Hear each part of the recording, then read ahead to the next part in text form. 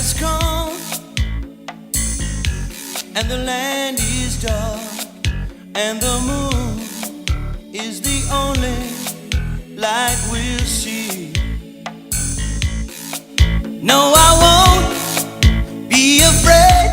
Oh, I won't be afraid. Just as long as you stand by me. So darling, darling, stand by me. Oh, stand by me. Stand by me. Stand by me. Stand by me. Stand by me.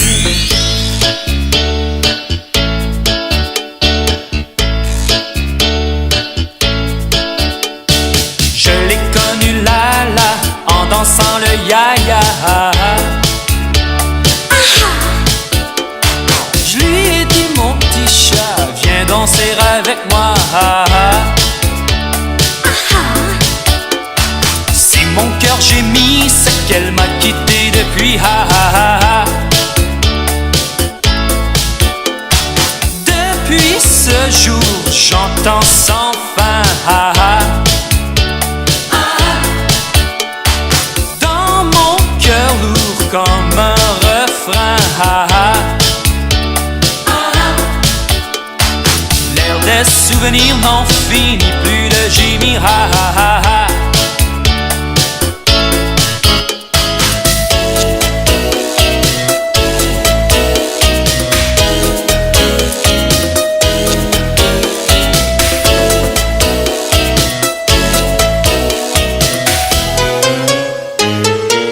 Pepito, mi corazón, Pepito, Pepito de mis amores, Pepito, cántame a mí con amor. Pepito, eres mi vida, mi carina, mi querido. Nunca he comprendido porque me interesa en ti.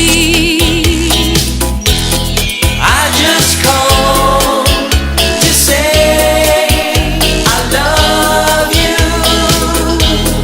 I just called to say how much I care. Yes, I do.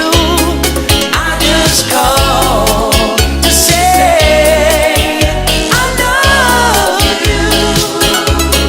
And I mean it from the bottom of my heart, baby, of my heart.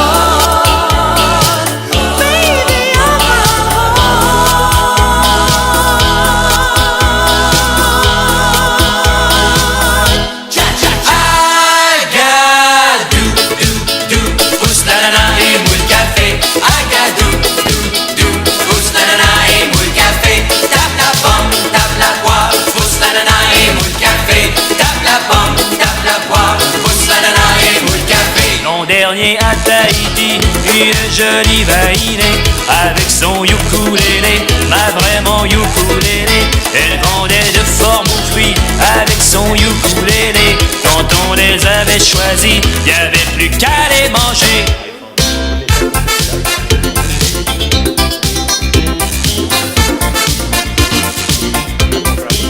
Lavez, lavez, savez-vous savonner? Lavez, lavez, les carreaux, les pavés. Lavez, lavez, faut pas lever le pied. Lavez, lavez, tout ce que vous avez.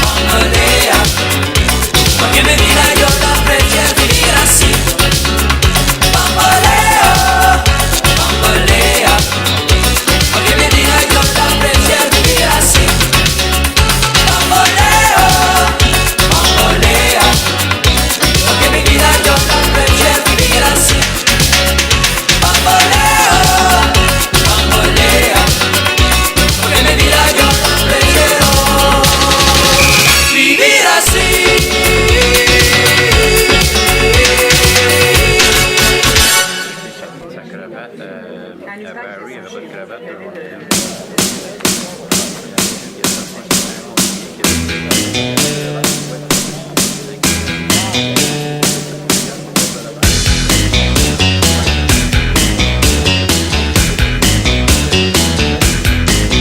Pretty woman, walking down the street. Pretty woman, kinda lied to me. Pretty woman, I don't believe you. You're not the truth. No one can look as good as you.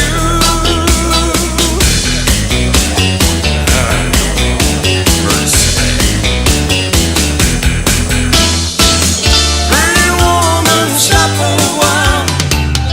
Pretty woman, talk for a while. Pretty woman, give your smile to me.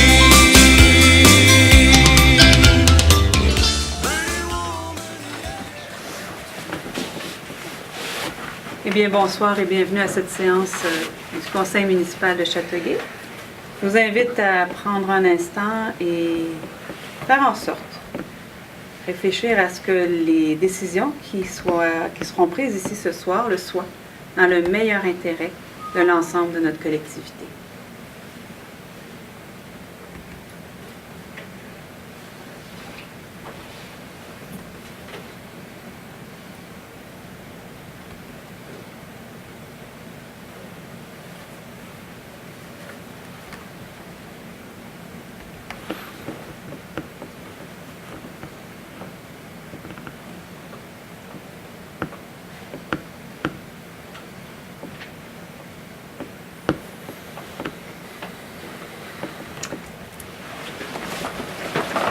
Maître Top.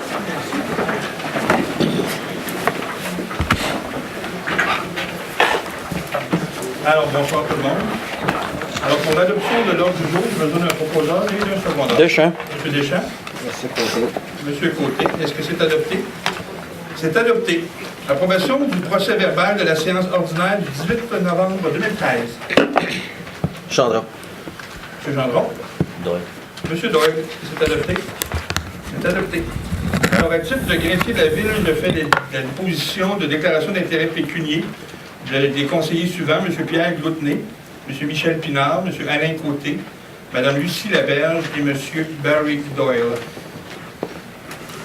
Alors, approbation du procès verbal de la commission du 25 novembre 2013. Deschamps. M. Deschamps. Monsieur Côté. M. Côté, est-ce que c'est adopté? C'est adopté. Appropriation du fonds de roulement, installation d'un système de transmission automatisé de messages de projet pour le service incendie au montant de 20 000 $. Monsieur Côté. Monsieur Côté. Madame Ray. Madame Ray, est-ce que c'est adopté? C'est adopté. Dossier des tours de communication permanente d'honoraires professionnels à la firme Dunton à Rainville par une affectation du surplus pour le montant de 50 000 $. Gloutenay. Monsieur Gloutenay. Madame Laberge, est-ce que c'est adopté? C'est adopté.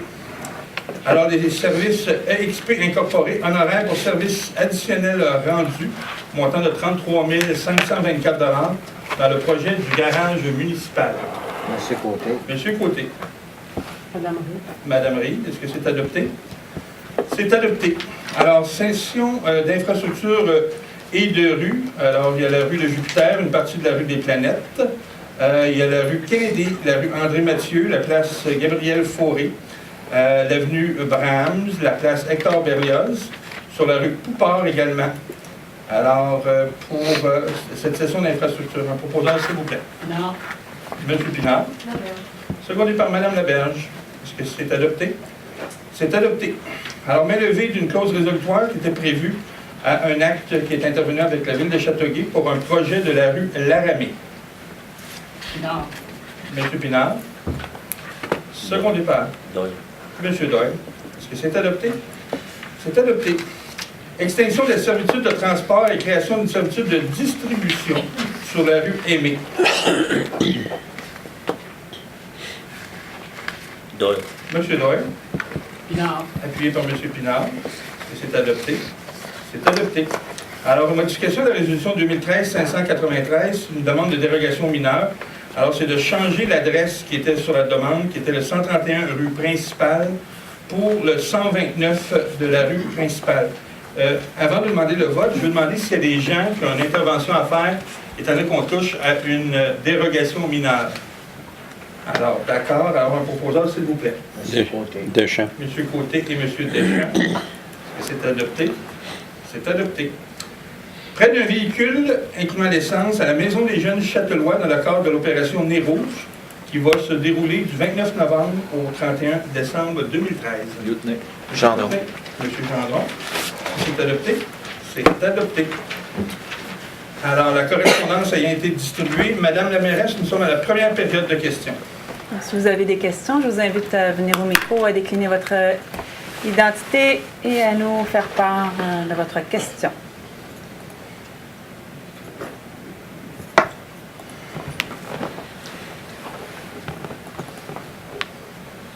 Bonjour Madame la mairesse. Mon nom est Raymond Hull pour au nom du développement immobilier AMR. J'aurais 3 petites questions à vous poser qui demanderaient 3 petites minutes d'explication préalable. En fait, vous posez des questions. Essayez d'être succinct là, dans vos... Dans le contexte, je crois bien... En fait, on verra à remettre les choses dans leur contexte si c'est nécessaire. là. Allez-y. Bien, moi, c'est tout simplement, excusez, le but de mon intervention, Madame la mairesse, en rapport avec un lot d'environ 128 000 pieds que nous possédons que je possède en association avec Raymond Leblanc de la maire Leblanc et qui est situé dans cette municipalité, lequel lot vous avez annoncé dernièrement vouloir acquérir lors d'une réunion avec les citoyens du secteur. Et pour situer un peu l'emplacement, c'est situé entre Salberry et Bois-Sud d'un côté, et puis Saint-Francis et Anne de l'autre. Puis il est entièrement enclavé par des résidences tout autour, et il n'y a aucun accès à autre qu'un passage piétonnier non balisé, ce qui veut dire qu'il n'y a rien qui indique qu'il y ait un accès piétonnier sur le secteur. Alors, depuis 5 ans, nous avons travaillé avec les différents services municipaux pour élaborer avec eux un projet domiciliaire d'une trentaine de maisons. Pour ce faire, nous avons retenu les services d'ingénieurs, d'arpenteurs, d'urbanistes, d'architectes, de biologistes, en vue de se conformer aux exigences de la ville. Bien que ce lot ne présente aucun intérêt écologique, c'est-à-dire qu'au point de vue de la faune et de la flore, là, il n'y a rien à conserver. Excusez. Et qu'aucune demande de changement de zonage n'a été nécessaire non plus. Pas demandé de changement de zonage. Nous avons accepté d'amener le projet à une consultation populaire, même si nous n'étions pas tenus par la loi de le faire. Nous avons rencontré une vive opposition des voisins qui ne voulaient pas d'autres constructions dans leur cour arrière. Le journal Le Soleil a même rapporté que M. Luc Lécuyer, porte-parole des résidents du secteur, a présenté une pétition de 168 notes pour contester notre projet, pourtant en tout point conforme à la grille des normes de la ville. Alors, en fait, comme le jeu, la ville nous a demandé si nous accepterions de vendre notre lot à ses citoyens qui contestaient et d'en déterminer le prix, ce que nous avons accepté de faire. Pour en déterminer un juste prix, nous avons engagé la même firme d'évaluateurs agréés qui travaille actuellement pour la ville. En mars 2012, nous avons remis le rapport d'évaluation et nous attendions toujours la suite des événements jusqu'à ce que nous apprenions il y a quelques semaines que nous allons être expropriés.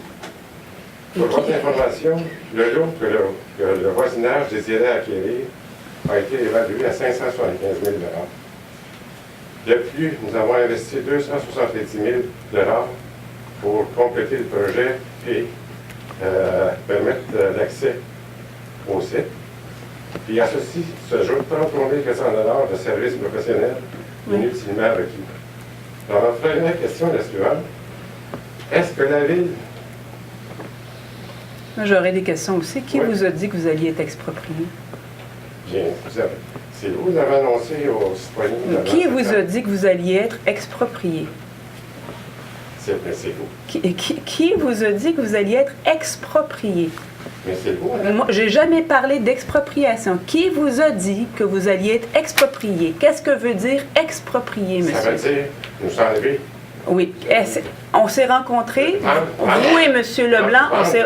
le terrain. Est-ce qu'on s'est rencontrés? Oui. Est-ce qu'on vous a parlé d'expropriation? Oui, madame. Non, on vous a jamais parlé d'expropriation. Bien. C'est ce que vous avez dit pourtant. C'est ce que vous avez dit pourtant à la réunion. Comme Je n'ai jamais parlé avec les citoyens. Je n'ai jamais parlé d'expropriation à personne.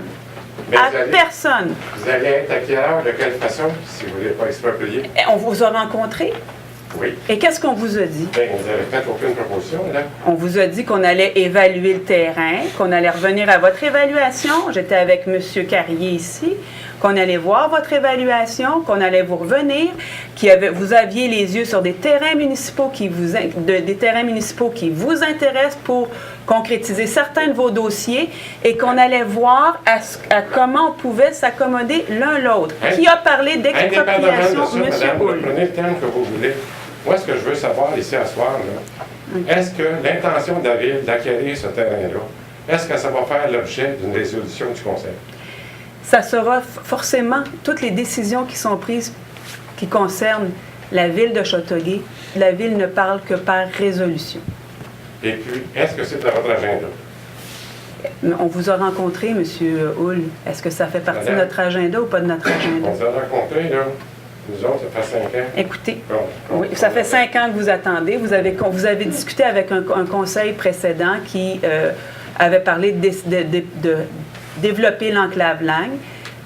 Une ville n'est pas obligée de développer un secteur, peu importe les plans d'urbanisme que vous y déposez et peu importe les dépenses que vous entendez faire de votre côté pour développer un terrain. La ville n'est pas obligée d'émettre les permis.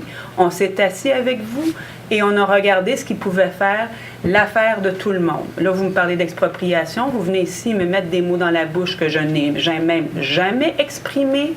Et Est-ce que vous voulez l'acquérir, le terrain?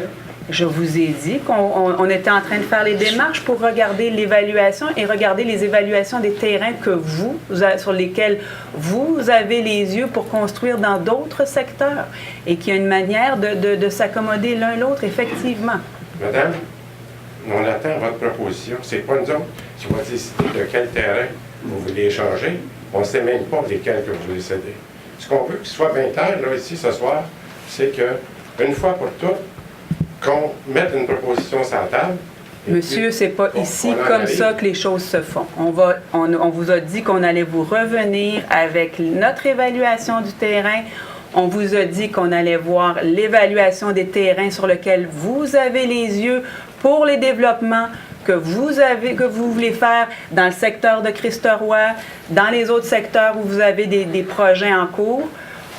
On va faire tout ça comme il faut. Et malheureusement, ça prend peut-être un peu plus de temps que vous le souhaitez, mais c'est comme ça. Moi, je vous le dis ce soir, puis je vais finir avec ça. On attend une proposition de votre part, on n'en a pas. Voilà. Soit vous nous faites un prix pour le terrain, soit vous nous proposez des terrains en échange. Ben, on si attend on va votre proposition. On va vous faire un prix pour ce terrain-là et on vous fera un prix pour les autres terrains sur lesquels vous avez les yeux pour vous pouvoir développer. On attend votre proposition. Ben oui, on fera une proposition. Merci.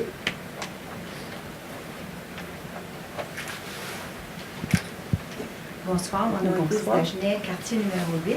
Bonjour, Mme Dagenet. Alors, bonsoir à tout le monde. Étant donné que la première tempête de neige est arrivée, alors je me prends tôt cette année parce que j'ai vraiment dans un croissant. Et lors de la première tempête de neige, le matin, personne n'est passé dans mon croissant. On nous a oubliés, semble-t-il. Alors, quand j'ai appelé M. Brassard, il m'a estimé que oui, ils étaient passés. Mais non, ils n'y étaient pas passés. Alors, ils sont passés vers la fin de l'après-midi pour faire ce que moi j'appelle un demi-croissant. Parce qu'il reste entre 25 et 30 pieds de neige non ramassés pour me rendre chez moi. Votre croissant, Mme Dagenet. Mon croissant, c'est Jean-Marc Sauvé. Et j'ai demandé à maintes reprises durant les années précédentes de faire attention. Ça se passe, j'imagine, selon, je pense, peut-être selon l'humeur des gens, je ne sais pas. J'ai parlé avec Alain. Ça s'est réglé pour 2 fois. Par la suite, rien du tout. Alors, je me demande ce qui se passe. On a très bien nettoyé mon croissant, mais le lendemain, l'an passé, c'est arrivé à une reprise qu'il y a 3 autos qui se sont prises dans la rue. Vous devez, oui. Parce que moi, je demeure entre 2 côtes, c'est-à-dire Lamartine et Léon Blois. Oui. Et Lamartine et Rousseau. Et quand on arrive en bas, on n'a pas d'air d'aller pour monter. Alors, quand à 10 heures le soir, ils n'ont pas fait la rue, ils ont fait Lamartine, ils ont fait Rousseau, mais ils n'ont pas fait Mont-Croissant. Alors, c'est très difficile de prendre un air d'aller pour monter. C'est arrivé souvent que je me demandais si j'allais réussir. Pourtant, j'ai venu d'hiver. Alors, je me demande, qu'est-ce qu'on peut faire pour que ces employés municipaux comprennent comment on doit passer une charrue? On avait la discussion avant d'ouvrir les portes, justement, sur le déneigement et l'épandage d'abrasifs. Vous savez que la ville est grande et qu'il y a des rues qui sont faites de façon prioritaire. On va veiller à ce que votre rue soit déblayée. Il faut comprendre aussi que lorsqu'il y a une tempête, il y a des rues qui sont déneigées en priorité, les artères les plus importantes, les collectrices. Ensuite, on va par priorité dans certains secteurs. C'est évident que la rue Jean-Marc Sauvé n'est pas nécessairement en tête des priorités. Par contre, elle devra être à un moment donné déneigée. Il faut que vous compreniez aussi que nous faisons face à des contraintes quand vient le temps de déneiger. Donc, on doit évidemment compter sur le personnel en place, les conventions collectives et également les normes de la CSST qui ne nous permettent pas de conduire les véhicules plus de tant d'heures d'affilée avec tant de repos entre chaque tournée, là. Donc, on doit composer avec tout ça et jongler aussi avec le type de tempête qui nous tombe sur la tête en même temps. Ça fait partie des calculs, et malheureusement. Oui, je sais, mais quand moi je pars de chez moi à 3 heures de l'après-midi et je me dis je vais voir alentour ce qui se passe et que je vois que toutes les autres rues sont parfaites, je me pose de sérieuses questions. Mais il se peut que parfois la vôtre soit... Mais on va veiller à ce qu'elle ne soit plus... qu'elle ne soit plus... Parce que vraiment, là, c'est exceptionnel. Et quand on passe la charrue, normalement, moi je suis arrivée là il y a 15 ans, est-ce que c'était l'école bleue qui le faisait il y a 15 ans? Est-ce que c'était le privé? Je ne sais pas. Mais ma rue était parfaitement nettoyée. Et la personne qui le faisait savait le faire. C'est-à-dire qu'on arrive par du côté Rousseau, on monte, il est légèrement tourné vers le centre parce qu'il y a le rond-point dans le milieu. On ne met pas 4 pieds de neige de large puis 1,5 pied dans mon entrée. Et dans l'entrée du voisin, on continue, on revient de l'autre côté et on envoie la neige dans le centre. Ce qui ne se fait pas. À quelques reprises, j'ai arrêté. J'étais là, j'ai demandé au monsieur qui fait le déneigement s'il voulait bien procéder de cette façon. On m'a répondu, bien, je ne peux pas parce que l'appel, elle ne peut pas faire ça. Bon, mettez ça. Donc, je me retrouve avec épais de neige dans mon entrée parce que je suis la plus haute dans le croissant. Fait qu'un 4 pieds de neige de large, 1,5 pied de haut, ça me tente pas. Alors qu'ailleurs en bas, il n'y a personne qui a de la neige. C'est vrai que je me plains. Mais ça ne me tente pas parce que je me plains de me ramasser de la neige non plus. Je ne pense pas que ce soit là. J'espère que c'est pas ça. Je vous demanderais juste comme on fait un effort peut-être pour essayer de faire en sorte que c'est beau, on est dans un croissant, mais quand on voit toutes les rues alentours bien nettoyées, c'est frustrant. On prend note et puis on va voir à améliorer nos pratiques. Merci. Merci.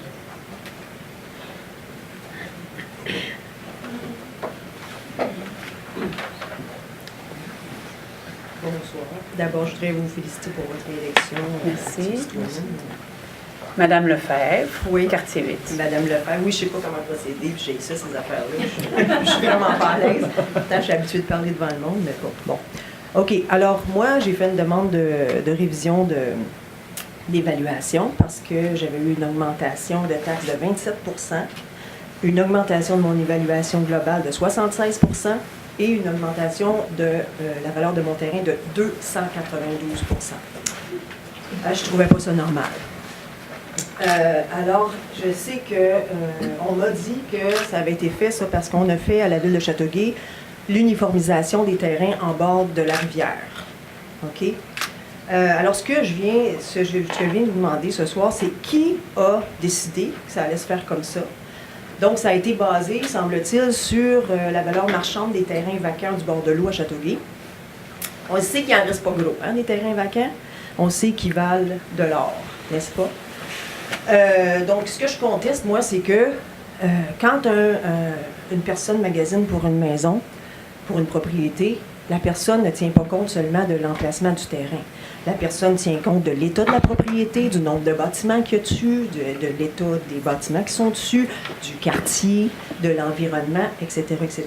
OK, il y a plusieurs critères qui font pour lesquels on achète une maison, pour lesquels on paye un certain prix. C'est pas juste le terrain, premièrement. Deuxièmement, les bords de l'eau à Châteauguay, il y en a de 3 types. Il y en a qui sont directement au bord de l'eau, donc il n'y a pas de rue entre la maison et le bord de l'eau. Il y en a d'autres dont le terrain au bord de l'eau appartient au propriétaire et il y en a d'autres qui appartiennent pas au propriétaire.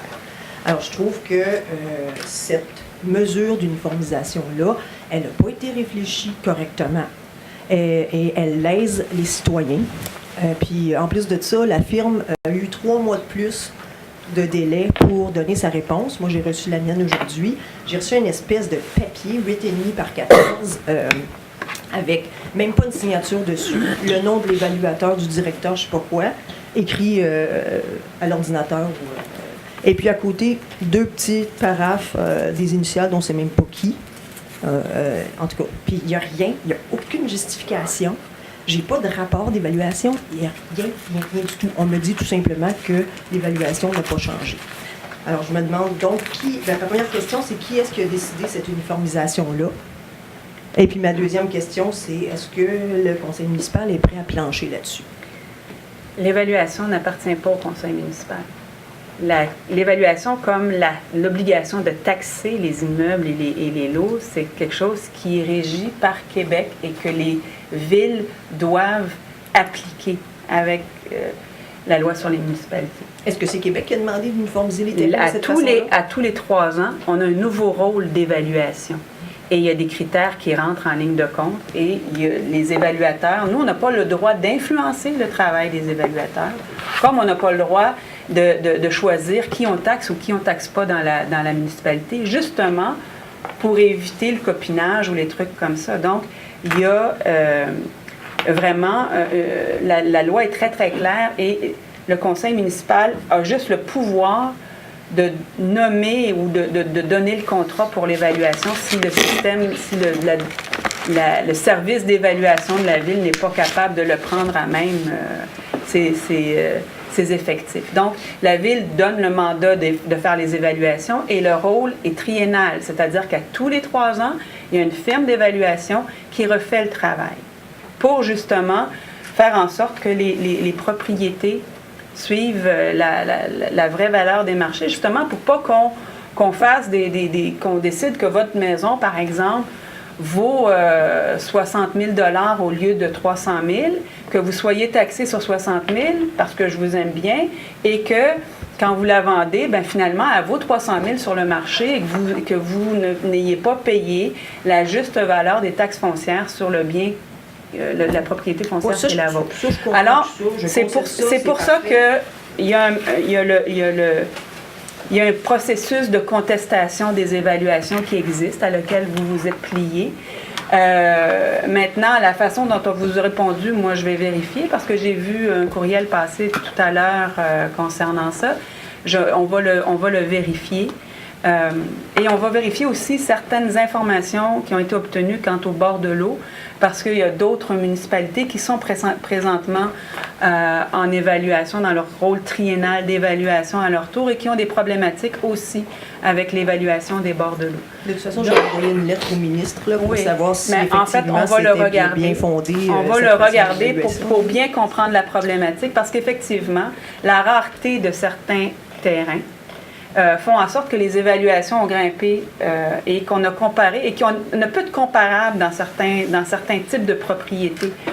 Et un bord de l'eau, ça ne se compare pas nécessairement, vous l'avez dit, avec un autre bord de l'eau. Donc, on veut vraiment être en mesure de le comprendre convenablement. Donc, je sais que pour vous, ça ne règle rien. Mais il reste que la rareté des terrains, et puis vous irez voir à Ville de Léry. Les maisons sont achetées on l'a vu là, récemment, les gens qui sont sur le bord du lac Saint-Louis, les maisons sont achetées, rasées et on reconstruit par-dessus. Donc, c'est vraiment le terrain qui est visé, ce n'est pas la maison qui est dessus. Oui, mais dans ces cas-là, la maison, la propriété est achetée en fonction de ça. Quand un acheteur arrive, il va dire moi, je suis prêt à payer ce prix-là. De toute façon, j'avais des comparables dans ce que j'ai donné dans mon dossier. J'avais des comparables, puis les prix de vente des trois. Il y a des terrains à Ville de Léry, pour faire un exemple, qui ont été vendus $1,5 million. La maison a été rasée et on a construit par-dessus. Oui, je veux croire, mais c'est pas mon cas station, là. C'est vraiment pas mon cas station. C'est de moins en moins des cas d'exception. La rareté des terrains et la recherche de terrain sur le bord de l'eau fait en sorte, et notamment dans les quartiers plus vieux où les maisons sont plus vieilles, de plus en plus, on va voir ce type de pratique-là survenir. Ben oui, vous êtes en train de me dire que là, ce qu'on veut, c'est la gentrification de Châteauguay Station parce que c'est dans le refuge Fournier. Ce n'est pas la gentrification de Châteauguay Station, mais il y a des lois avec lesquelles on doit composer. Oui, mais justement, ma question, c'est ça. Je n'étais pas en train je m'en viens pas débattre mon compte de taxes ici, moi, au conseil municipal. C'est pas ça que je fais. Ma question, c'est qui a pris la décision d'uniformiser les terrains de cette façon-là? À tous les 3 ans, on passe par le rôle triennal. Mais pourquoi que je sais qu'on passe par le rôle triennal, pourquoi que c'est la première fois cette année que on a décidé d'uniformiser de cette façon-là? Pourquoi ça n'a pas été fait par le passé? Parce qu'il y a des nouvelles règles, il y a des nouvelles lois qui rentrent en ligne de compte, parce que le Québec est toujours en train de nous demander des nouvelles exigences, est toujours en train de raffiner ses méthodes, est toujours en train de raffiner on est en constante depuis, je vous dirais, 3-4 ans, là. Ce qu'on demande au service des finances de la municipalité est toujours de plus en plus pointu quant aux écritures comptables et à la façon de comptabiliser les choses et d'inscrire les choses et de faire les rapports financiers. Et ça fait partie de cet affinage-là qu'est en train de faire Québec, le ministère des Affaires municipales, en matière de fiscalité municipale. Alors, ce serait le ministère des Affaires municipales qui aurait décidé qu'on uniformise le ministère exige, quand on revient en rôle triennal d'immobilisation, arrive avec de nouvelles exigences. Et ces nouvelles exigences-là, on doit les appliquer. Mais est-ce que cette exigence-là dont je parle présentement, ça a été prescrit par le ministère des Affaires municipales? Mais M. Carrier peut peut-être répondre plus finement. C'est en fait une des règles de base de l'évaluation municipale, c'est d'assurer l'uniformisation dans l'établissement des valeurs des différentes propriétés. Donc, que ce soit entre les triplex entre eux, entre les terrains de bord de l'eau entre eux, des propriétés comparables, dans des situations comparables, doivent avoir une uniformité dans leur évaluation en tenant compte de certaines particularités. Il n'y a jamais 2 résidences qui sont parfaitement identiques, mais c'est une des bases d'équité en taxation foncière. C'est l'harmonisation des oui, je peux très bien comprendre ça, mais on sait très bien que sur le marché, parce que si vous voulez, c'est toujours l'argument des municipalités, c'est de dire qu'on se fie au prix du marché. Or, sur le marché, on sait très bien que c'est du cas par cas. Les gens vont venir, vont acheter une propriété pour l'environnement, ils vont acheter une propriété, oui, pour le bord de l'eau, mais il faut que le bord de l'eau. Ça va dépendre de qu'est-ce qu'il y a autour, le voisinage. C'est pour ça qu'il y a des ajustements qui sont faits. Il y a différentes méthodes d'évaluation que les évaluateurs connaissent mieux que moi et utilisent. Bien, c'est ça. J'aimerais ça connaître ça. J'aimerais ça que l'évaluateur m'envoie ça. Moi, j'ai reçu un papier sur lequel il y a 2 initiales que je ne sais même pas de qui elles sont, ces initiales-là. Et puis, j'ai aucun rapport, j'ai rien. Il fait juste dire, ah ben madame, 6 mois plus tard, parce qu'en plus de ça, il est encore de 3 mois pour donner sa réponse. 6 mois plus tard, il m'arrive et il me dit, madame, on n'a pas changé d'idée. Il tient aucunement compte de mes arguments. Mais ça, Mme Lefebvre, on va, comme je l'ai mentionné, on va essayer de voir pour vous donner plus de détails quant à l'évaluation, quant aux critères d'évaluation, quant au comparable, quant à l'uniformité, et voir aussi avec les gens qui communiquent avec nos citoyens qu'ils le fassent un peu plus efficacement. D'accord, merci beaucoup. Merci.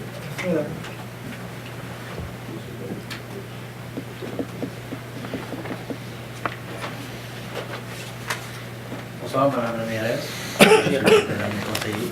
Mon nom, c'est M. Jean-Marie Girard. J'aimerais revenir au petit problème de déneigement. Disons, c'est pas une grosse tempête qu'on a eue cette semaine, c'est vraiment juste de la neige.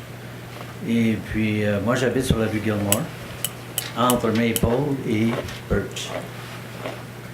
Et, disons, je pense qu'ils ont déneigé la première journée. qu'au vendredi, je suis allé magasiner avec ma femme et en revenant, ben, il n'y avait rien qui avait été fait sur la rue Gilmore. C'est sûr qu'il avait passé une fois, par exemple, au courant de la nuit, mais là, la rue était toute glacée vu que c'était de la glace vive. Fait que c'était évident que c'était bien dangereux pour les autos et c'était surtout dangereux pour les piétons. Parce que, comme je l'ai dit, c'est de la glace vive. Fait que là, il était vendredi, un petit peu après-midi. Et moi, je ne savais pas que la municipalité fermait ses bureaux à midi. J'ai appelé là quand même, vu que je ne le savais pas. Et puis, le message dit, si vous avez des bris d'aqueduc, appelez la police. Fait que j'ai jugé que pour les travaux municipaux de déneigement, ça devait être la même chose. Fait que j'ai appelé la police. La policière qui m'a répondu bien gentille. Elle me dit, bien, je vais essayer de rejoindre le responsable pour s'occuper de ça tout de suite. Fait que ça, il était à peu près un peu passé une heure quand je l'ai appelé. Puis, j'étais rendu vers 3h20, il n'y avait rien de fait. Fait que j'ai rappelé la police, pas méchamment, j'étais bien poli. Et puis, elle aussi.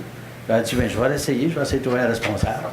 Puis, rendu vers 5h, 5h20, il n'y avait rien de fait encore. Fait que j'ai conclu qu'elle n'avait pas rejoint quelqu'un. Là, j'ai pensé à appeler mon conseiller, M. Barry Doyle. Puis j'ai expliqué la situation, que c'était bien glissant, dangereux. Fait que là, il m'a dit, ben, je vais m'occuper de ça. Le lendemain matin, c'était pas encore fait.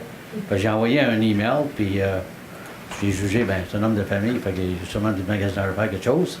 Fait que quand même, il m'a appelé vers 3h, il dit, oui, je vais m'en occuper, j'ai rejoint quelqu'un. Il devrait passer en soirée, puisqu'il annonce une autre tempête de neige, fait qu'ils vont répandre de l'abrasif, quelque chose pour que ce soit plus sécuritaire. Et du même fait, à peine après que j'ai parlé au téléphone, le camion est passé. Fait que là, j'ai rappelé M. Barry Doyle, je l'ai remercié, puis j'étais bien content de son intervention immédiate pour le problème, qui a rendu, disons, la rue plus sécuritaire pour les usagers, les habitants du coin. Et en même temps, disons, la petite chose que j'aimerais mentionner, ça concerne aussi, comme la dame qui a parlé du déneigement avant moi, c'est oui, je trouve que, disons, les artères, oui, il faut les traiter en premier. Et par la suite, disons, généralement, ce qu'on voit, disons, dans notre secteur, c'est que entre Maple et Salaberry Nord, c'est toujours bien déneigé. Ils vont répandre l'abrasif dès qu'ils ont une chance, parce que c'est sûr qu'ils font Maple puis Saint-Francis-Avant, les artères principaux. Mais nous, entre Maple, sur la rue Gilmore, entre Maple et la rue Birch, on est comme laissé pour acquis. Tu sais, puis, fait que là, j'avais peur que ce soit la même situation. C'est pour ça que j'ai agi plus vite cette année. Et bon, je suis content des résultats, là.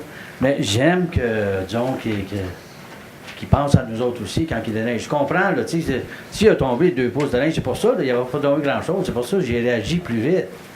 Mais s'il tombe, on va dire 2 pieds de neige, je peux comprendre, ça va être assez long, là, avant qu'on répande l'abrasif. Puis en même temps, ça prend les conditions atmosphériques pour ça aussi. Bon. Fait que tout ça pour dire merci à M. Doyle. Et je demande aussi qu'on garde un œil ouvert sur ma rue. On va garder un œil ouvert sur toutes les rues, mais ce qui est important, c'est justement de ne pas en oublier en chemin. Puis j'ai une petite mention aussi encore, c'est parce que je connais les gens qui habitent sur le... moi j'ai un petit chien que je promène dans tous les jours. Fait que je connais des gens qui habitent sur le croissant Pine. Entre Gilmore et Trudeau. C'est le 2 et le 4 Pine. C'est des personnes âgées qui ont en haut de 65 ans. Et, disons, généralement, ils s'arrangent bien avec le déneigeur pour que, quand ils passent le charrue, qu'ils envoient la neige vers le centre, vers le parc qui est là. Cette année, en tout cas, elle m'a expliqué qu'il y avait eu des problèmes avec ça, elle a parlé, mais il semble avoir un bon vouloir des déneigeurs d'ajuster leur pelle pour, disons... D'ailleurs, c'est un sens unique vers de Gilmore et Trudeau, fait que la pelle est quand même à droite, fait qu'il peut lancer tout pousser la neige vers le centre, vers le parc, afin qu'il soit dans la même situation que madame, qu'il y ait juste un léger banc de neige devant la maison. On va surveiller tout ça. Bon, merci, je vous remercie pour votre attention. Merci.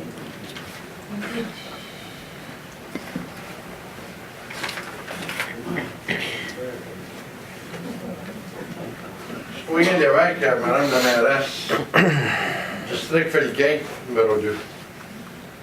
Tempête de neige, ça y est.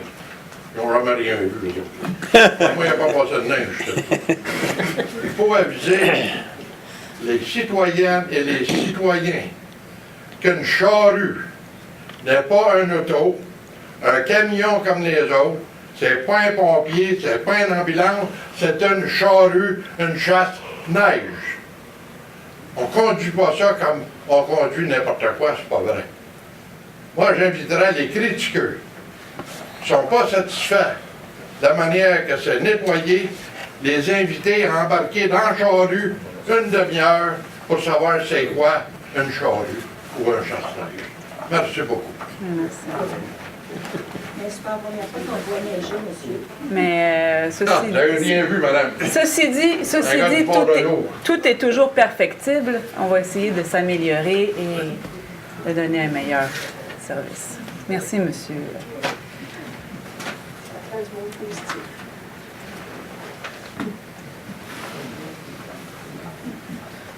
Bonsoir, mon nom c'est Gilles Boutillier,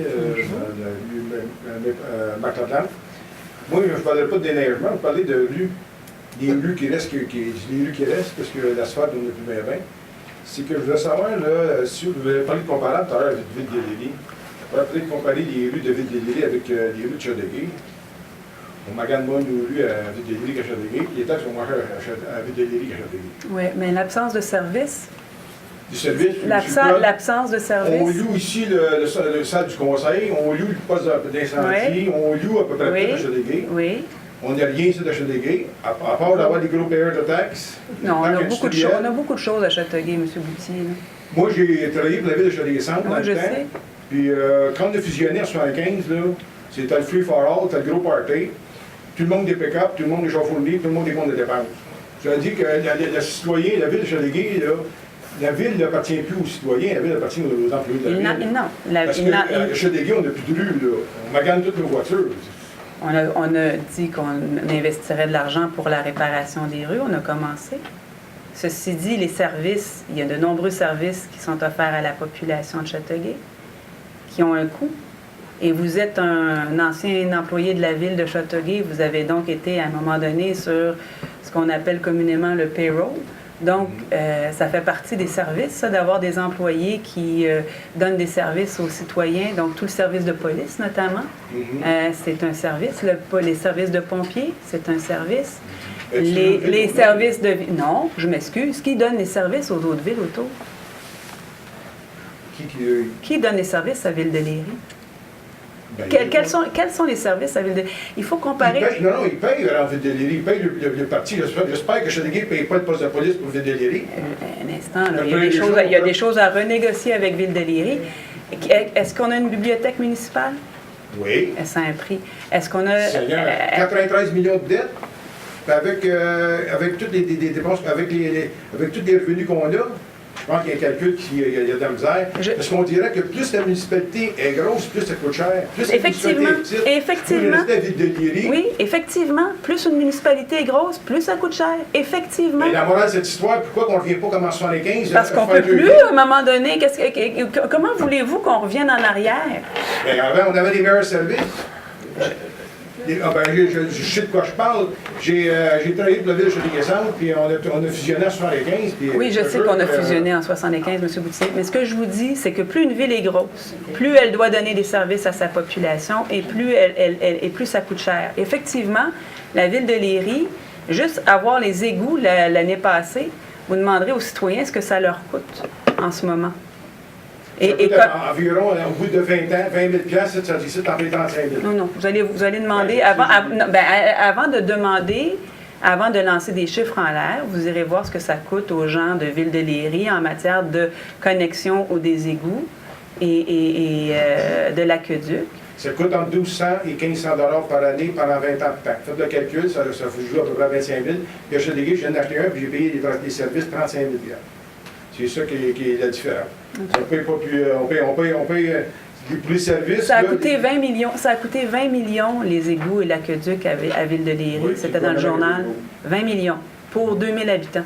C'est ça. C'est ça. Faites le calcul. Regardez les taxes qu'ils payent pas cher. Moi, je payais 1300 municipales et 1100 scolaires à Ville-de-Léry. Oui, mais c'est plus le cas, monsieur. Vous dites que c'est encore non, c'est plus le cas. Vu que Châteauguay, c'est gens qui gèrent le corps de police, c'est sûr. Ce n'est plus le cas. Et ce que je comprends qu'on peut améliorer nos services et puis qu'on va mettre de l'argent dans la réfection de nos rues. Ceci dit... Il y a des rues, ça fait 50 ans, ça n'a pas été fait. Oui, et on essaye de rattraper les années où il n'y a rien qui a été fait. On ne peut pas tout refaire dans une année. Et si on était... Si on a fait à chaque année quelques millions de dollars et l'année dernière, on a mis un peu plus l'emphase. Mais il y a une capacité d'emprunter et il y a une capacité de payer des citoyens. Les citoyens voudraient que d'un coup de baguette magique, on refasse toutes les rues dans la municipalité, qu'on ait un programme d'entretien et en même temps qu'on leur baisse les taxes. Moi, oui, mais c'est ça. En même temps, on voudrait descendre la dette, on voudrait que toutes les rues soient faites en même temps, on voudrait avoir des piscines publiques partout dans tous les secteurs, on voudrait avoir tout ça, puis en même temps, on voudrait que les taxes municipales n'augmentent pas et mieux que ça, qu'on les baisse. Mais je vous dirais, là, comment vous feriez ça, vous? Ah, ben c'est assez facile. Comment on a regardé qu'on a comme employé, là? On a un peu trop. Regardons toutes les dépenses qui se passent. Moi, là, c'est conventionné. Vous étiez dans la police? Oui. C'est conventionné, la police. Oui. C'est ça. Ben, vous parlez de police d'abord. On va en parler de la police. La police, là, il y a encore la 4-3, 6 semaines. Avant, dans le temps qu'on a fusionné, là, il y avait juste Châteauguay puis Laval qui avait la 4-3, 6 semaines. La Sûreté du Québec, Montréal, ils ont toute la 16 semaines. Regardez les chars de police qu'il y a dans le cours des fins de semaine. Qui paye ça? Ben oui, c'est conventionné. Mais c'est justement Ville de Léry, Ville oui, vous avez été policier. Oui, vous avez été justement, dans le temps, là, on faisait nous autres 0, 2 euros off, 0 de soir, 0, 2 euros off.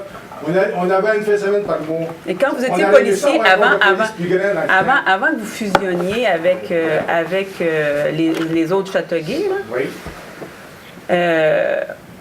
Il y avait certains niveaux de police. En 75, il y avait même 3 corps, il y avait 3 postes de police. Hein? Il y en avait 2 dans le temps. Ben, il y avait 2 postes de police. Il y avait 2 postes de police, c'est ça. Il y avait 2 postes de police. Donc, il y avait 2 corps policiers. Maintenant, on n'en a qu'un. On fait partie de la CMM. Québec demande des exigences de niveau 2 avec des services d'enquête. On est presque CSI maintenant. Là, je veux dire, il faut qu'on ait de l'identification judiciaire, il faut qu'on ait ci, il faut qu'on ait ça.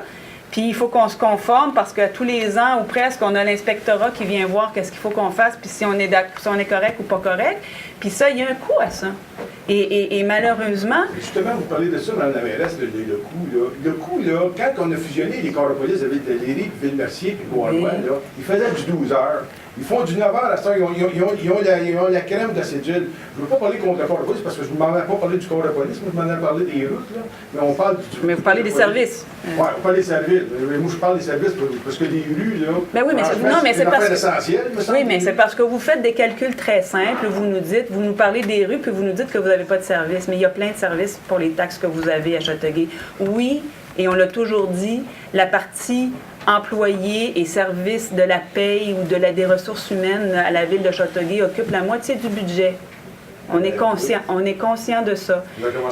Mais ça fait partie des conventions qui sont signées, des conventions qui sont signées depuis même des fois une vingtaine d'années où il faut qu'on ait... La convention, il n'exigeait pas dans le temps 2 servants parallèles, il y en a 2 à cette heure. Oui. Parce que moi, je disais tout le temps, et plus ça va ici, on va être la moitié dans le poste, ici dans l'an 2000, on va être la moitié dans le poste, la moitié Pourquoi? dans le c'est ça qui arrive en ce moment. Ben oui, mais pourquoi? Parce qu'il y a eu des conventions collectives et il y a eu des nouvelles exigences. Les exigences, là, c'est on demande et on... Non. C'est pas on impose. Qui a imposé le système de niveau 2, le niveau 2 à tout le monde dans la CMM? Oui, le niveau 2 n'a pas demandé d'avoir tout le monde un chauffeur fourni, puis tout le monde un compte de dépenses, puis tout le monde... quand il s'en va les fins de semaine, puis il garde le vendredi, puis il s'en va la fin de semaine avec le gaz. Tu sais, j'ai vu ça, moi, dans le temps que je travaillais. Ah, ben oui, mais ça, c'était dans le temps de la fusion. Dans le temps, M. Spénard, il avait changé de placement, on nous disait que c'était pas correct qu'un char 0 par semaine. À ce temps, tout le monde en a un. Il y a plein de chefs, tout le monde en a un. Non, quand même pas, là. Il y a le chef, puis... Oui, pour avoir avec fille, des fois, je vois des pick-up de Châteauguay, j'en vois partout. Il y a des tours à ce moment-là, quand vous voyez un pick-up de Châteauguay à Valleyfield, vous nous le notez, puis vous notez le numéro de plaque. Bien, il s'en va au palais de justice. Non, le nouveau développement, après le 30, là, le petit développement, là, en arrive, il reste là. C'est peut-être parce qu'il est en garde. De toute façon, c'est pas... parle pas de pick-up, là, moi, je parlais juste de mes fameuses routes. Oui, je sais. J'aimerais ça avoir de l'asphalte dans les rues. Oui. Il me semble que c'est pas compliqué. Des Non. rues, ça fait 50 ans que le gars, il paye 50 ans qu'il paye des taxes, puis il n'y a même pas de mettre d'asphalte. Ben, non, mais effectivement, mais on peut pas. Ce que je vous dis juste, c'est qu'on a annoncé un programme de réfection des rues. On met de l'argent dans les rues, mais on ne peut pas toutes les faire en même temps. Et ce qu'on aimerait avoir là, pour vous et pour tout le monde, c'est qu'on puisse mettre notre planification sur le site Internet de la Ville, que vous puissiez cliquer puis aller voir que votre rue, dans la planification, elle va être faite en 2013, en 2014 ou en 2015 ou en 2016. Puis quand est-ce la dernière fois qu'elle a été faite puis visitée? Puis si on pouvait avoir ça sur notre site Internet avec la planification à long terme, bien, les gens sauraient que, ben oui, c'est vrai, leur rue manque un peu d'amour, mais elle va en avoir un petit peu l'année prochaine ou dans 2 ans. Je ne veux pas faire perdre de temps toute la soirée pour ça. Mais c'est intéressant. Mais de toute façon, je veux juste finir avec ça. D'abord, il faudrait prendre acte des autres municipalités. Ils sont petites, ils sont bien administrées, ils ont des bons services, puis que ça coûte moins cher la taxe, tandis que d'autres, ils n'ont pas de parc industriel. Même toi, c'est Ville de Léry, un Ville-Mercier, mettons que Ville-Mercier, elle a un parc industriel, l'hôpital, des centres d'achat, des centres de bas dans le c'est un réseau en commerce, avec toutes les taxes que Cheli, ça paye. Oui, mais je vous arrête tout de suite. Mais moi, je vous arrête tout de suite. Oui. Et je n'irai pas jusqu'à dire que les petites villes sont mieux administrées que les plus grosses. Les plus grosses ont des défis différents. Je vous le dis parce que là, il y a des gens qui travaillent très fort et qui administrent très bien. Et il y a malheureusement des choses qui ont été faites par le passé avec lesquelles on doit vivre aujourd'hui et qui ne se changent pas facilement. Il y a des nouvelles cultures qui arrivent. L'autre chose, c'est que là, ça a développé à Ville-Mercier. Mais quand on va arriver à la fin, là... Ah, ça va faire comme ça, des gays. Plus c'est gros, plus qu'on c'est pas juste plus c'est gros. C'est pas juste plus c'est gros. C'est quand on arrive qu'on ne peut plus construire... On fera cette réflexion-là dans le futur, que si je dis... Mais moi, je vous dis, puis je sais, je les vois. Je parle avec ces maires-là. Comparez le nombre, les services que vous avez, qui fait les services, est-ce que ça coûte? Moi, comme employé, j'ai trouvé que pendant les 25 ans que j'étais là, la bureaucratie a grossi, puis les services à la population ont diminué. Quand j'étais là, je ne dis pas que c'est le même aujourd'hui, mais dans mon temps, c'était comme ça. C'est que le département a grossi, les services aux citoyens ont diminué, puis la bureaucratie a augmenté. Moi, c'est ça que j'ai vécu de temps que j'étais à la ville de Chaudière. Mais plus une ville est grosse, plus elle doit... On ne peut pas demander à la même personne de faire tout le travail. M. Daou était là il y a 2 semaines pour nous parler des inspecteurs. Si la ville, quand on a une grosse ville, on doit avoir plus d'inspecteurs pour faire le travail d'aller inspecter partout. Quand on a une plus grosse ville, on a besoin de plus de policiers, on a besoin de plus de pompiers. Quand on a une plus grosse ville, on a besoin de plus de gens pour répondre à ça. Et plus on a une grosse ville, plus la demande en service est importante. En transport en commun, en service aux citoyens. Donc, oui, effectivement. Vous avez dit tantôt qu'effectivement, plus une ville est grosse, plus ça coûte cher. Je vous ai dit oui. Parce on devrait commencer à diviser les villes, à faire l'affaire les plus petites. Ben, ça vaut mieux. Ben non. Parce que on a l'exemple, Ville de Léry, Ville-Mercier. On a les exemples. Ce qu'il faut arriver à faire, c'est d'avoir des villes qui, contrairement à ce qu'on a fait en Amérique du Nord, se développent de façon intelligente. Oui, on ne pourra pas demander à Ville de Léry les dépenses pour les employés qui se passent ici à Ville de Léry et à Ville-Mercier. Il a dit qu'il se ferait pas parler pour les citoyens. Ici, c'est gros un peu, tout le monde ça commence à être gros, personne qui va qui se contrôle là-dessus, de toute façon. Je vais arrêter ça. Je vais laisser la chance au conseil qui finisse la soirée, parce que je ne voudrais pas étourdir. On a une autre période de questions après, si ça vous tente. Merci. Merci.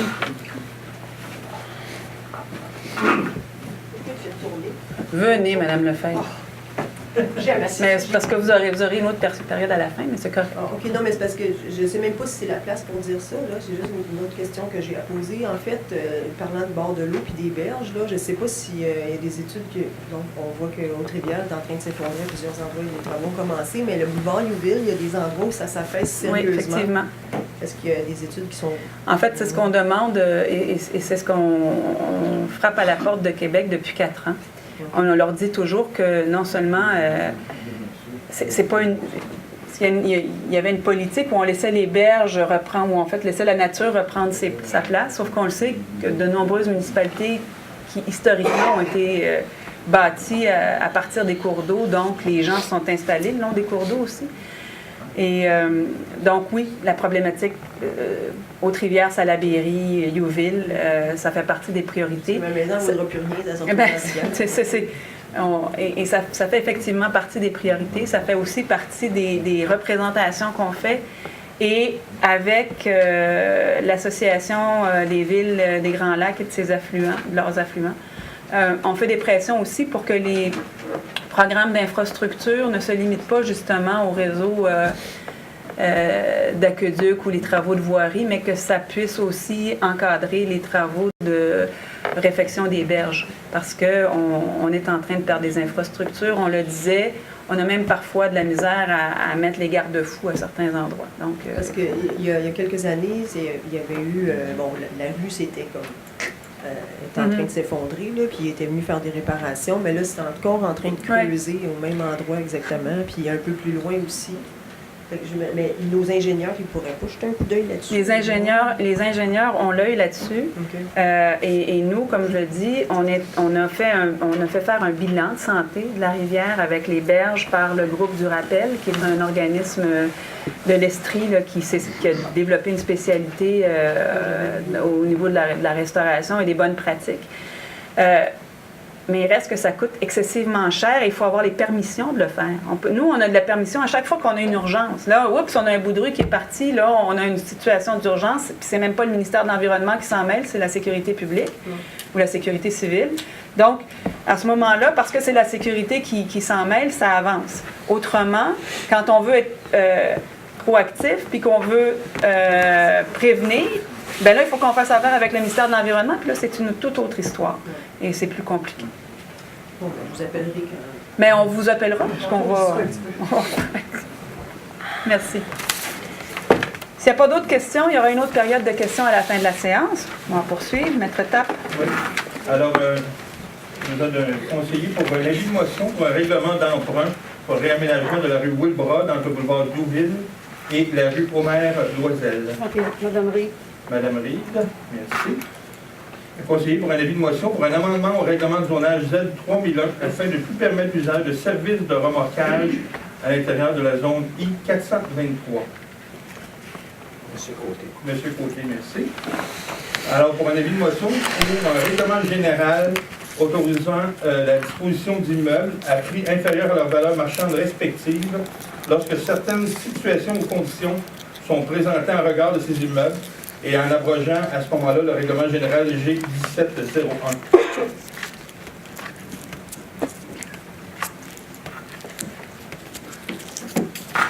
Je donne un conseiller pour un avis de motion. Monsieur Pinard. Monsieur Pinard, merci.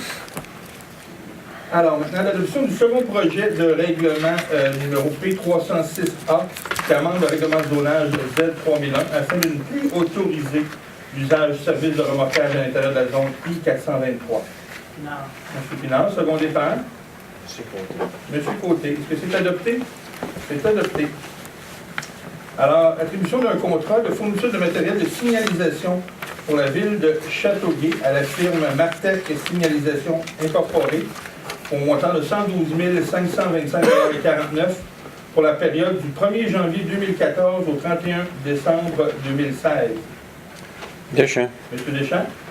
Madame Reid. Madame Reid, est-ce que c'est adopté? C'est adopté. Adoption d'un contrat pour la fourniture de papeterie standard pour la ville de Châteauguay à la firme des librairies Boyer pour le montant de 15 592,62 $ pour la période du 1er janvier 2014 au 31 décembre 2016. Lutenay. Monsieur Lutenay. Madame Laberge, est-ce que c'est adopté? C'est adopté. Attribution d'un contrat pour la fourniture de papeterie imprimée pour la ville de Châteauguay à la compagnie Les Imprimés Administratifs Continuum Limité. Le montant est de 163 339,69 $, la période du 1er janvier 2014 au 31 décembre 2016. Monsieur Côté. Monsieur Côté.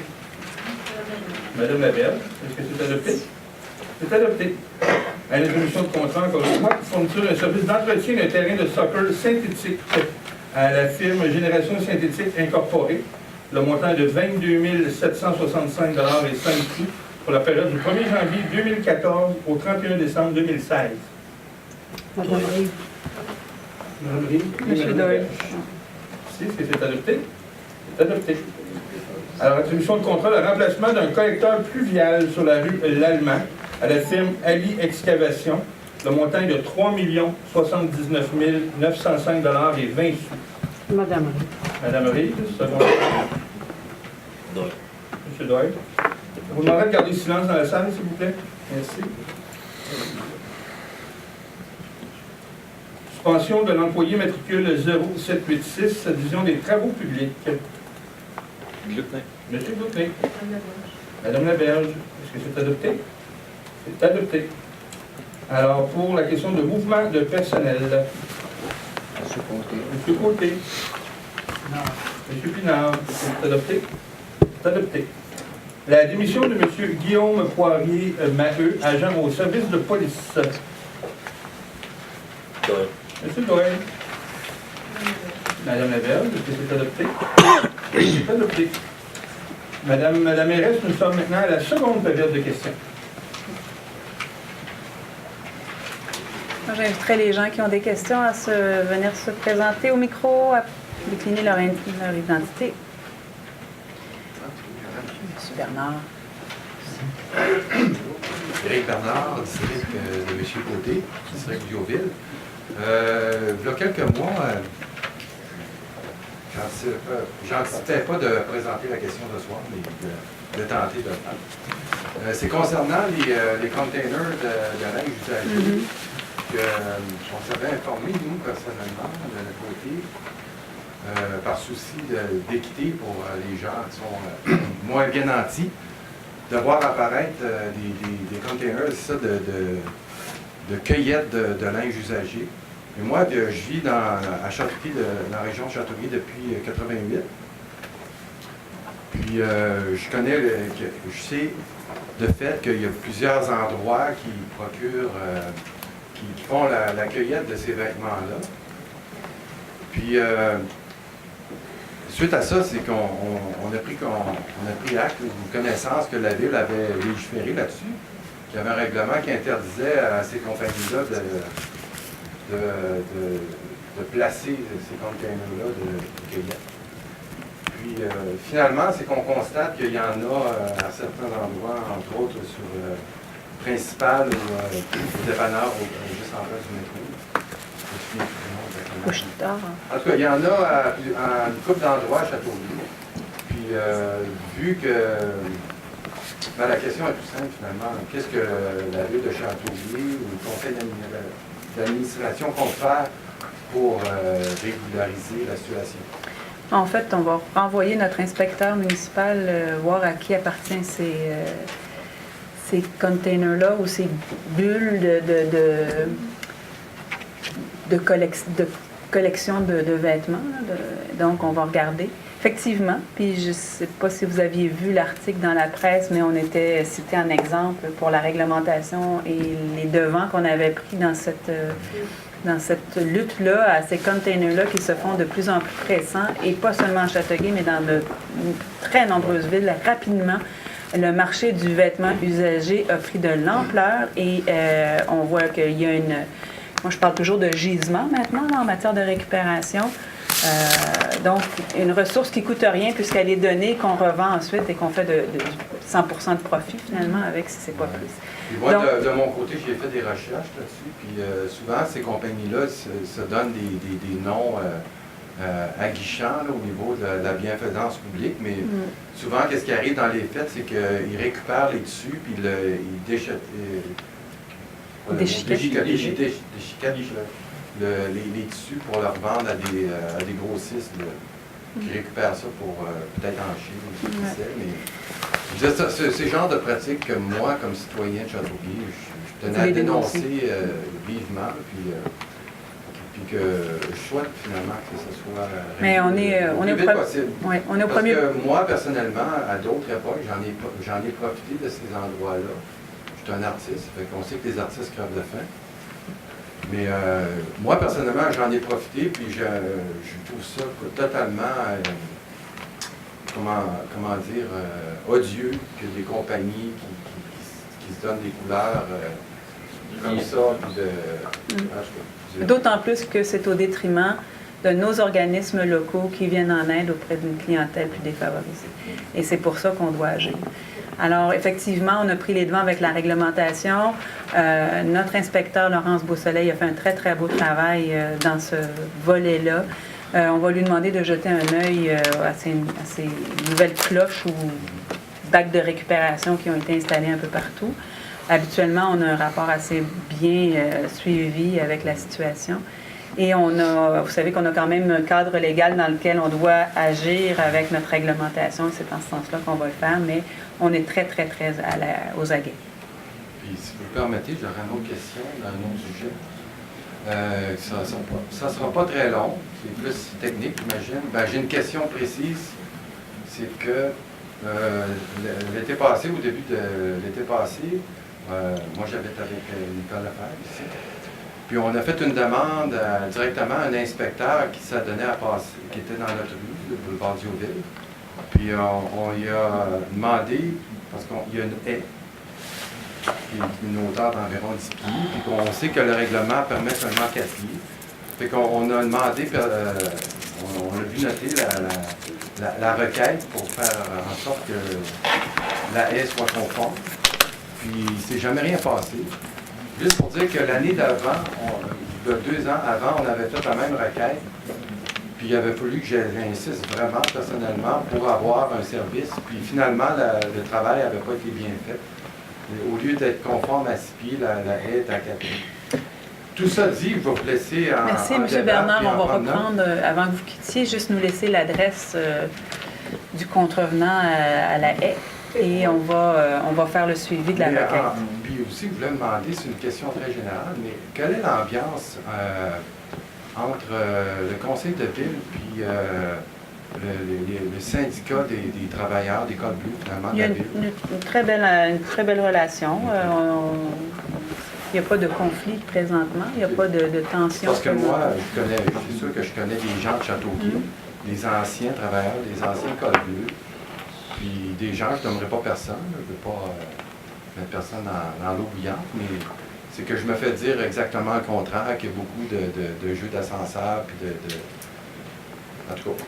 Fait que moi, juste au niveau des services, quand je vois je sais pas, un jeune travailleur ou un groupe de jeunes travailleurs qui, 4 fois à reprise dans l'été, ils viennent de déposer de l'asphalte dans des trous, puis qu'une demi-heure après, c'est à recommencer. Je me demande pourquoi ce genre d'opérations-là sont encore permises. Puis tout le monde sait ici, n'importe qui a moindrement de connaissance là, la chose, c'est que ça ne sert absolument à rien de faire ça. Parce qu'aussitôt qu'une voiture passe, l'asphalte qui est froide, c'est comme de la garnotte qui revoit. Je vous dirais que les pratiques, ça n'a rien à voir avec les relations qu'on peut entretenir avec nos employés. Une chose n'empêche pas l'autre. Non, mais je pense qu'effectivement, on a entendu cette remarque concernant la façon de boucher les nids de poules. On travaille à améliorer la façon de faire et les façons de faire. Il y a de nouvelles pratiques qui sont en cours pour faire réparer les nids de poules. Il se peut qu'il y ait encore certaines personnes qui veuillent faire ça à l'ancienne. Mais c'était mieux. Hein? Mais je me Quand c'était mieux. Non, mais je me demande juste, moi, comment. Parce que tantôt, je veux faire des liens avec ce qui s'est dit, puis ça a un lien avec l'asphalte. Qu'est-ce qui fait en sorte qu'après pendant tant d'années, je ne sais pas combien d'années, que finalement on arrive aujourd'hui, en 2013, tout le monde peut constater, n'importe quel citoyen ou visiteur qui arrive à Châteauguay, de constater l'état des rues en général. Et comment on est en arrivé là?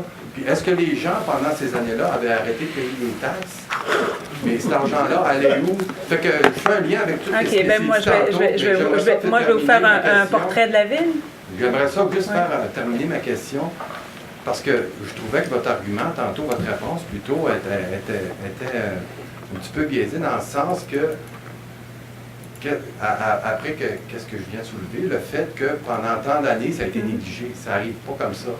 Mais je vais répondre, M. Bernard. Mais de dire qu'il y a des services à Châteauguay, je suis tout à fait d'accord avec vous. Ah non, mais on parlait de comptes de taxes, là. On parlait des comptes de taxes des autres villes. C'est la même chose. Oui, mais les comptes de taxes ne servent pas uniquement. Si l'entretien n'est pas fait pendant, je sais pas moi, 15 ans, ce que je disais juste, c'est que... on se ramasse avec un désastre. Mais cet argent-là, qu'est-ce qu'elle a fait pendant ce que je disais juste, c'est que l'argent des taxes, ça ne sert pas juste à réparer des rues. Ça sert aussi à donner des services à la population et à soutenir des organismes qui viennent en aide à la population.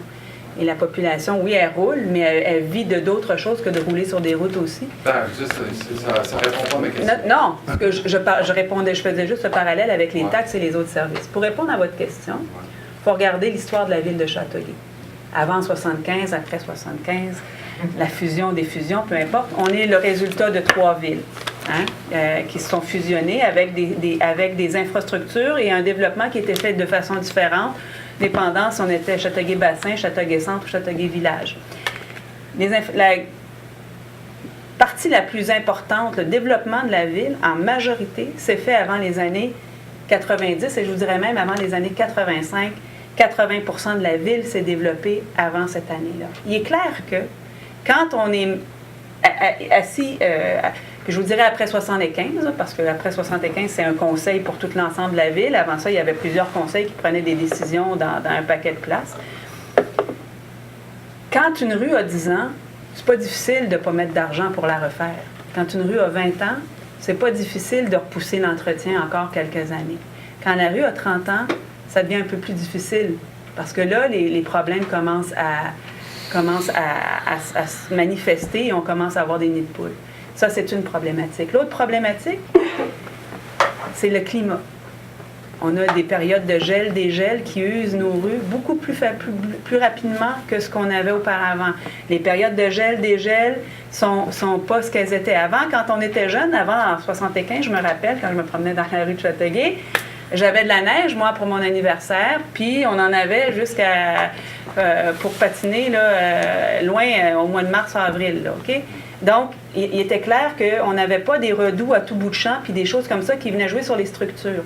L'autre chose, c'est que quand j'étais petite, moi, et vous certainement aussi, vous étiez capable de jouer dans la rue chez vous sans vous faire déranger par une voiture à tout bout de champ.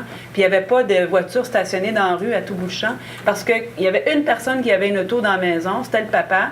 Puis il allait travailler pendant la journée, puis on était tranquilles, nous autres, on pouvait jouer dans la rue. Puis c'était comme ça que ça se passait. Maintenant, il y a combien de voitures? Les gens qui en ont 2, là, ceux qui en ont 1, c'est des exceptions. Mais non, mais vous m'avez demandé une explication. Je vous la donne. Laissez-moi parler, je vous ai écouté. Bon. Donc, c'est ça qui arrive. Et il arrive à un moment donné où on aurait dû mettre de l'argent de côté pour... Effectivement, quand on fait quelque chose, on devrait mettre tant de pourcents de côté chaque année pour voir à ce que quand cette chose-là qu'on a faite, qu'on a réalisée, que ce soit n'importe quelle infrastructure, on puisse la remettre en état et puis qu'on ait un programme d'entretien qui suive ces infrastructures-là. Ça n'a pas toujours été le cas. Et je vous dirais que c'est le cas de la ville de Châteauguay, c'est le cas de beaucoup de municipalités et c'est le cas de beaucoup de gouvernements. Alors, effectivement, on a repoussé les entretiens, on a repoussé les dépenses dans les matières d'infrastructure. Pourquoi? Parce qu'on ne voulait pas augmenter les taxes, on ne voulait pas augmenter les dettes, on voulait être... quand on ne met pas pendant 20 ans de temps ou 16 ans de temps qu'on est à la mairie puis qu'on essaye de ne pas augmenter les taxes, là, puis qu'on fait des gels de taxes, puis qu'on ne met rien dans les infrastructures, quand on est en développement, ça va bien parce qu'il y a des nouvelles résidences qui arrivent puis qui peuvent venir un peu mettre de l'argent neuf dans les coffres de la ville puis permettre de développer. Quand c'est moins évident, puis quand les dépenses, parce qu'on est une ville qui grossit, puis que les services grossissent, puis que les conventions collectives font en sorte qu'on a une masse salariale et des conditions font en sorte qu'on a besoin de plus en plus d'argent. L'argent n'est pas mis à bonne place. Non, parce que, autrement dit, on aurait dû... C'est des choses qui... Un corps policier se retrouve avec des factures de millions pour acheter des systèmes de sécurité parce que c'est imposé par des lois provinciales qui copinent avec les grandes corporations, qui font des grandes pressions pour imposer ça comme loi et règlement. Mais on se retrouve que les citoyens ont payé pendant 20 ans, puis je ne vous blâme pas. Non, je sais, mais c'est la vérité. Pour vérité. dire que moi, qu'est-ce que je vois comme personne intelligente, qui peut faire des liens entre les choses, c'est que je vois que ça ne marche pas. Ça ne marche pas de se faire imposer des règlements par Québec ou par le fédéral qui sont déconnectés, mais ils sont juste là pour faire profiter des grosses corporations avec leur système de sécurité ou le système de ça d'Acaduc, Alouette, puis d'évaluation à Evenbec, en passant, j'ai fait une petite recherche après-midi.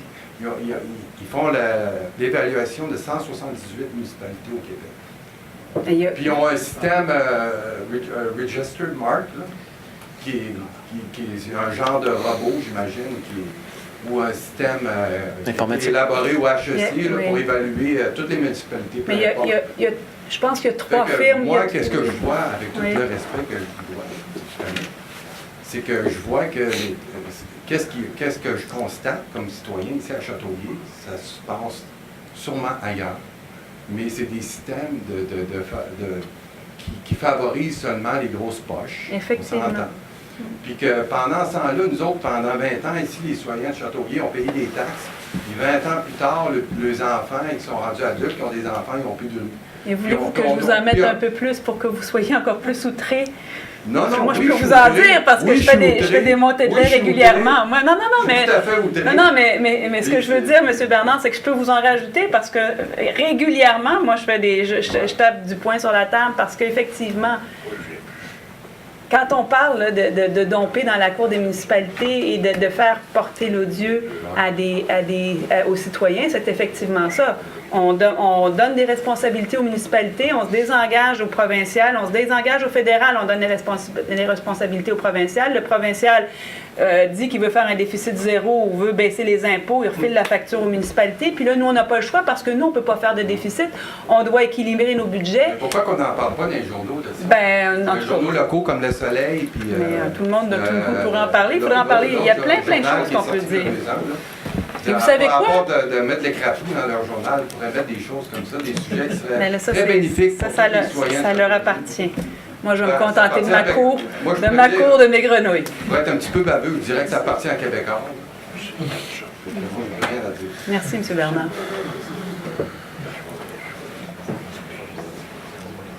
Je vais juste rajouter 3 petits mots. Je veux juste dire qu'il y a 15 ans, quand on conduisait une charrue, ben, c'était sûrement aussi difficile qu'aujourd'hui. Je veux aussi dire que je veux remercier M. Daou parce qu'au moment où lui s'occupait du déneigement, il était extraordinaire.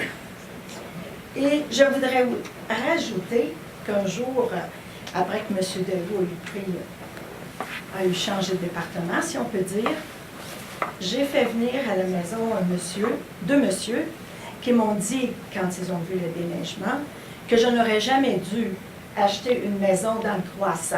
Si vous n'êtes pas content, vous auriez dû acheter ailleurs. Et ce sont des employés de la ville de Châteauguay. Alors, merci. Merci, Mme Dagenet. Est-ce qu'il y a d'autres questions? S'il n'y a pas d'autres questions, on va passer à la parole aux gens des médias. Michel Thibault, Le Soleil, je voulais savoir concernant le point 1.1, le réaménagement de la rue Wilbrod. Oui. Le budget, c'est environ combien? Le mois prochain, on revient avec le règlement. On vient avec le règlement plus précis. En fait, on a encore des petites expropriations à faire et tout. Donc, il y a le projet de la rue, des plans et devis pour la rue et un petit peu d'expropriation aussi encore à faire. Les travaux, c'est envisagé quand? Ben, en fait, ce qu'on veut faire, c'est les faire avant que le pont La Berge ne soit fermé à la circulation pour pouvoir permettre un détour plus efficace par la rue Wilbrod et une utilisation plus efficace de la rue Wilbrod pour les gens. Que les gens n'aient pas à emprunter uniquement la rue Primo, ou en fait, essayer de détourner les gens par d'autres voies et donner un accès aussi aux gens de la rue Wilbrod, parce que sinon, ils vont être restés coincés entre les travaux du pont et ils pourront pas sortir là, sur la rue principale. OK, ces travaux du pont-là sont prévus en 2014? 2014. 2014, on attend encore l'échéancier précis du ministère.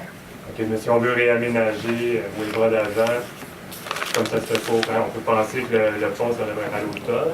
En fait, on peut penser que le pont va être à l'automne.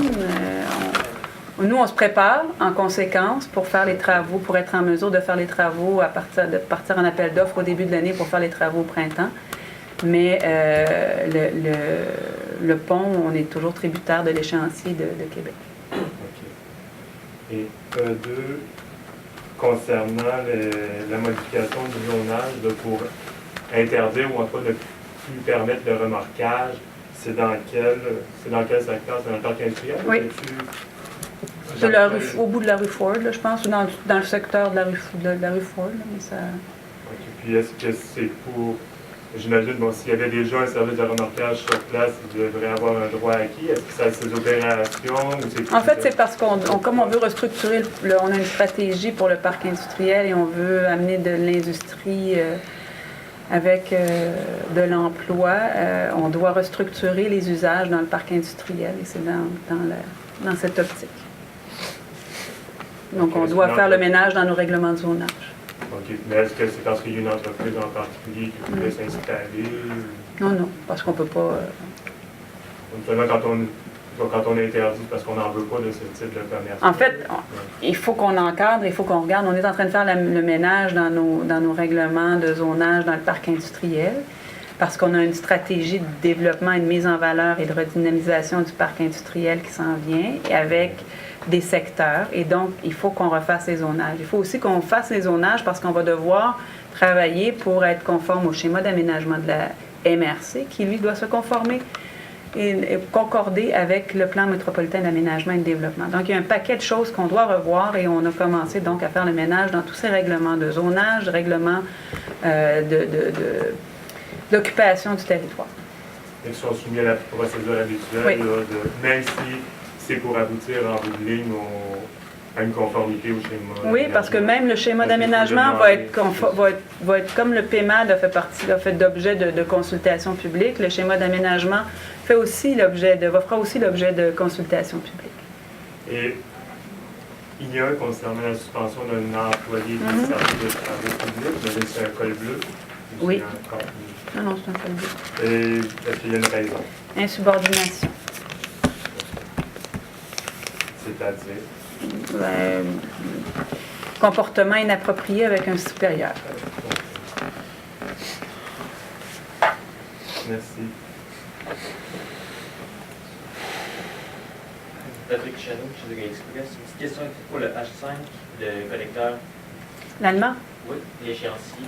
En fait, ça doit être fait à l'automne. En fait, on va pouvoir le travailler le plus vite possible. Au début de l'année. On peut travailler, c'est le surdimensionnement d'une tuyauterie. C'est possible de le faire en plein milieu d'hiver. C'est possible de commencer certains travaux. Et puis, il y a aussi le point aligne-motion, règlement général d'utilisation à disposition des immeubles, lorsque certaines situations de conditions. En fait, c'est pour resserrer notre réglementation à nous, parce que pour la rendre plus conforme à la loi, qui interdit de céder des biens qui appartiennent à la municipalité, comme des terrains ou des immeubles, à un prix moindre que celui de l'évaluation, sauf pour certaines exceptions concernant les organismes sans but lucratif. Donc, nous, ce qu'on essaie de faire avec la nouvelle réglementation, c'est de se conformer à la loi. Oui. Je m'excuse, la suspension dure combien de temps? De l'employé? Une journée. Une journée? Oui. Début. Seulement quand on est suspendu, on essaie que ça ne coûte pas la veille à la maison.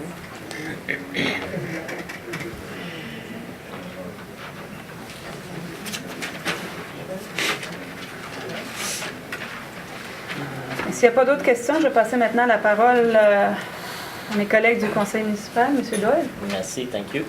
M. Lutné. Oui. Vas-y, M. Lutné. OK. Je n'étais pas sûr s'il avait terminé, je m'excuse. Je voulais remercier les citoyens, particulièrement ceux du quartier 2, évidemment, que je représente, mais aussi vous rassurer que nous empruntons les mêmes routes que nous empruntons. Nous sommes au courant de l'État et du déneigement. on a ces discussions-là sans même... je ne vous dis pas de pas venir poser des questions, là. On a ces discussions-là sans même que vous veniez. On aimerait améliorer les choses le plus rapidement possible. Merci. M. Pinard. Merci d'être là. J'abonde dans le même sens de M. Goodney. Effectivement, on est à l'écoute de vos commentaires, on porte règle et on essaie de prendre action. Du mieux que l'on peut à la vitesse de l'administration. Merci. Madame Laberge.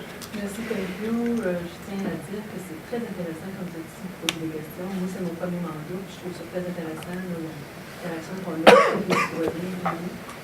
C'est sûr qu'on a des questions nous aussi à poser, puis on peut les poser, ça nous permet en fait d'écouter aussi ce que les gens, ce que la mairesse doit dire.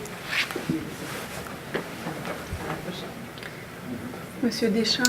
Madame la mairesse, je connais très bien le citoyen Lévesque. On pourrait dire que c'est un ami. On sait qu'il s'emporte. Des fois, il est très expressif. Mais malheureusement, ce soir,